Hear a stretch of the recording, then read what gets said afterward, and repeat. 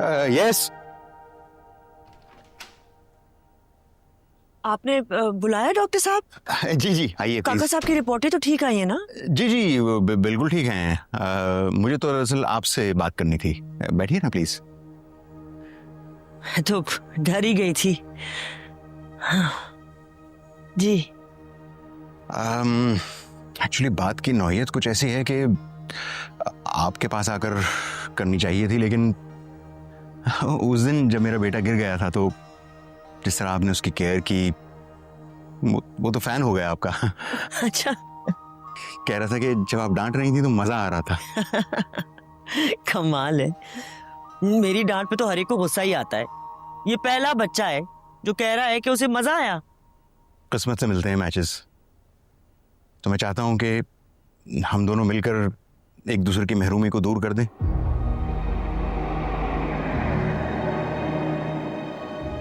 मुझे अपने घर में एक औरत की, एक माँ की, एक बीवी की जरूरत है, और आपको अपनी एक दुनिया की जरूरत है। एक छोटा सा मुकम्मल घर रिश्तों के साथ।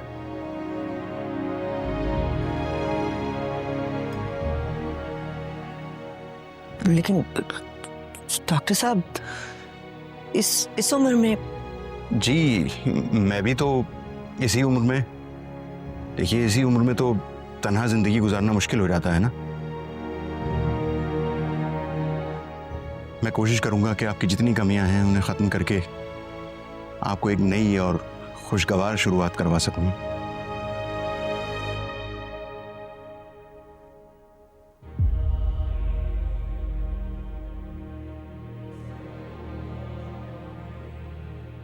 मुझे उम्मीद है कि आप मेरे इस प्रपोजल के बारे में सोचेंगी जरूर।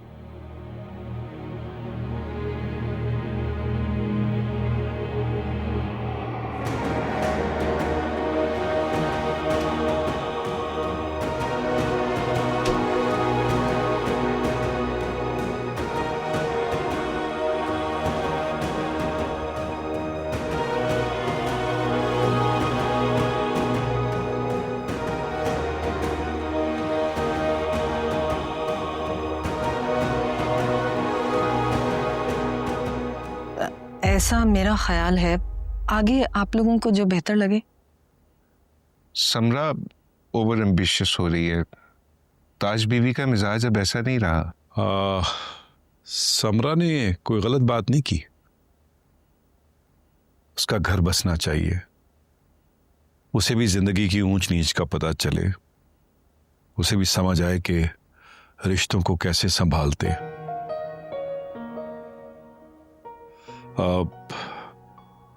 काका साहब की भी यही ख्वाहिश है कि ताज का घर बसे, और मैं समझता हूं कि डॉक्टर रियाज अच्छी चॉइस है।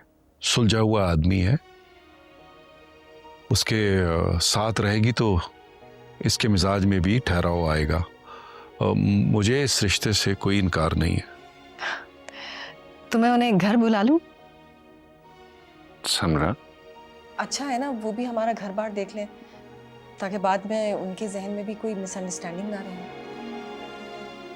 हाँ हाँ बुलाओ, बल्कि उनसे बोलो अपने बेटे को साथ लेके आए। उसका भी इस घर से ताल्लुक बनना है, उसे भी आना चाहिए।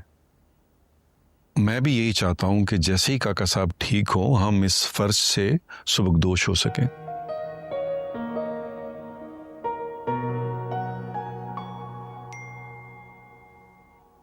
मामा परसों की टिकट कंफर्म हो गई है, आप अपनी पैकिंग कर लें, और प्लीज मेरी वजह से बाबा के साथ लूट होने की जरूरत नहीं है।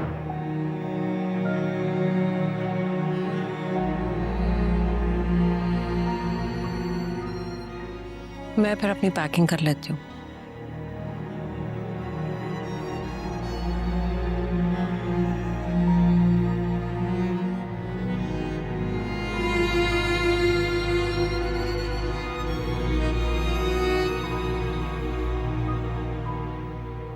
ये तो बहुत खुशी की बात है बाबा। फुप्पो को भी पूरा हक है कि वो अपनी जिंदगी खुशी से गुजारें। हाँ मुझे लगता है इसलिए समरा ने जो किया है अच्छा ही किया है। हाँ लेकिन बाबा, आपको भी ना एक दफा पप्पो से पूछ लेना चाहिए। आप एक दफा डॉक्टर से मिल लें, मगर फुप्पो से प्लीज उनकी मर्जी जान लीजिएगा। जो गलती आप पहले कर चुके हैं प्लीज उसे दोबारा मत दोहराइएगा। मैंने तो अपनी लाइफ के साथ समझौता कर लिया है, लेकिन फजर उस गलती की सजा आज भी काट रही है। सो प्लीज आप फुप्पो से पूछ लीजिएगा। अच्छा ये बताए ना कि मम्मा कहाँ पर है? हाँ, आ गई है तुम्हारी माँ, बात कर लो। क्या हाल है सारा बेटा, कैसी हो? मैं बिल्कुल ठीक, अल्हम्दुलिल्लाह। हाँ हो गई पैकिंग।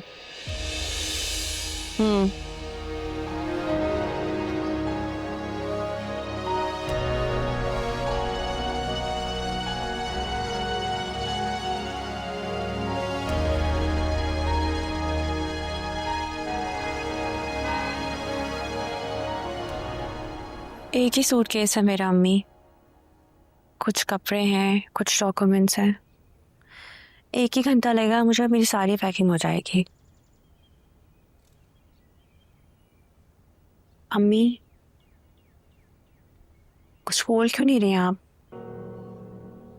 क्या आप जाने के लिए श्योर नहीं है मेरे साथ? नहीं नहीं बेटा, मैं श्योर हूँ बिल्कुल। बस ऐसे ही तुम्हारे बाबा का ख्याल आ गया था। सोच रही हूँ कि उन्हें अपने अकेले रह जाने पे जरा भी मलाल नहीं है। जब मैंने उनसे कहा कि मैं तुम्हारे साथ अमेरिका जाना चाहती हूँ तो ये भी उन्होंने मुझ पे ही डाल दिया। कहने लगे तुम जाना चाहती हो तो तुम जरूर जाओ, ना घबराए ना हिचकिचाए। पता नहीं फजर, नहीं खामखा है उनकी जिंदगी में। बेटा मैं तुम्हारे पे इजाफी बोझ तो नहीं बन रही? कैसी बातें कर रही हैं आप? पता नहीं, अपने जाया हो जाने का दुख हो रहा है। अच्छा ऐसे नहीं बोले, बाबा भी गुस्से में है। आपने भी तो मेरे जैसी औलाद पैदा की है। कद्र का ना औलाद से वास्ता है, ना रिश्ते से और ना ही सच्चाई से। ये भी रिस्क है बेटा, जिसे चाहे बेहिसाब मिले, जिसे चाहे खाली हाथ रखे। अच्छा परेशान नहीं हो, बाबा का गुस्सा है, कुछ दिन में ठीक हो जाएगा। आप अपनी पैकिंग शुरू करें, हमारी पर्सनल फ्लाइट है। अच्छा चल ठीक है, तुम अपना ख्याल रखना। हाँ चल ओके, अल्लाह हाफिज।